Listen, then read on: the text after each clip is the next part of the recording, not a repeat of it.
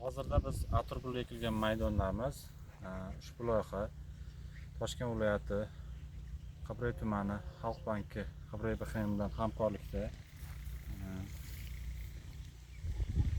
Toshkent viloyati Qibray tumani Taraqqiy MFI'da 1223, 1222, 1220, 1219, 1218, 1250, 1221 sonli konturda bir kontur bir mahsulot tamoyili asosida amalga oshirib kelinmoqda.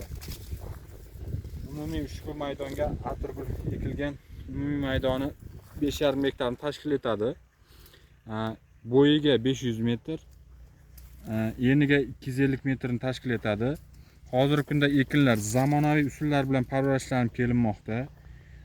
Ekinlarni yetishtirish 93 kun davom etadi. Ushbu loyiha bo'yicha ajratilgan yer maydoni 11 ta dehqon xo'jaligiga bo'lib berilgan.